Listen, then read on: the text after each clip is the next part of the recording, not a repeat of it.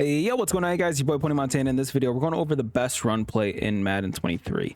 Now, when you're looking for the best run play or the best pass play, it has to be able to combat against whatever the meta currently is in Madden. Now, before I get into this, if you guys could do me the favor of liking the video, subscribing if you are new, and commenting anything down below.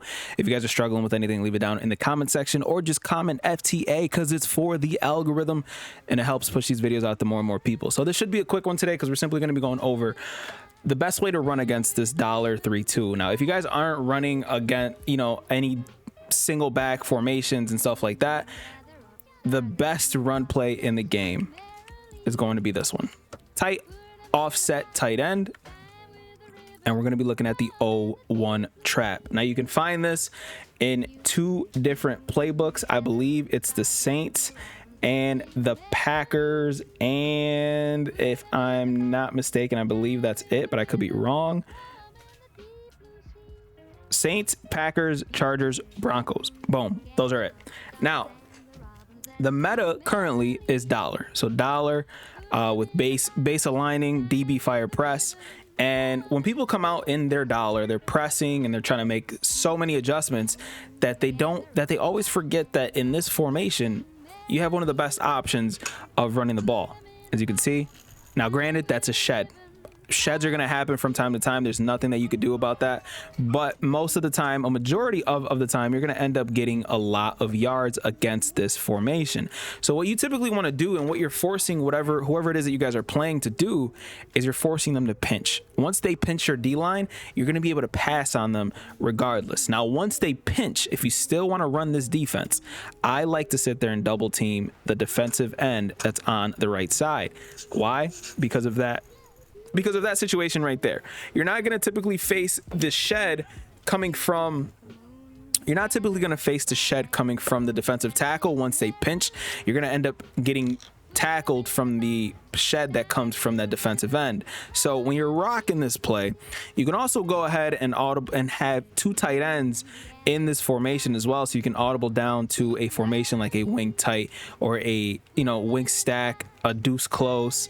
Maybe hop in another running back and end up being able to audible into one of these I forms. But again, people struggle to run against that dollar in this shotgun formation. So when you're coming out of these shotgun formations, if you're simply calling an 0-1 trap, you're gonna pretty much make whoever you're playing, you're gonna make their life a living HE double hockey sticks. I'm an old head, so I can say that. But again, as you can see, the amount of separation you get, the hole that opens up, is simply going to create so many different opportunities. And the typical gist that you want to do is you want to force them to pinch their D-line.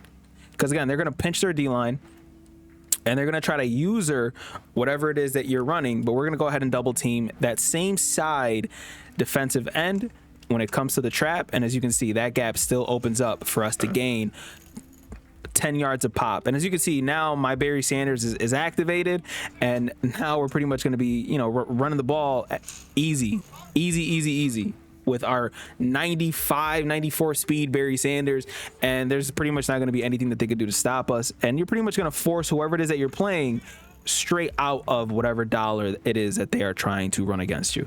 This is hands down one of the best plays to run against the meta of dollar. And there's not much that you need to do. It's simply just call hike, follow your block, follow your blockers, run straight through the open gaps, and pretty much just run it down their throat all game. And I'm one of those people that will tell you, do not conform to whatever mindset that some of these pro players have. Run the ball every single play if they're allowing you to. If they're sitting there calling the same DB fire over and over and over and over again, run it down their throats until they try to adjust. And then once they adjust, you adjust to their adjust by doing something like this. And as you can see, that double teaming the defensive end there completely changes the play. It completely changes the outcome. Now, if you don't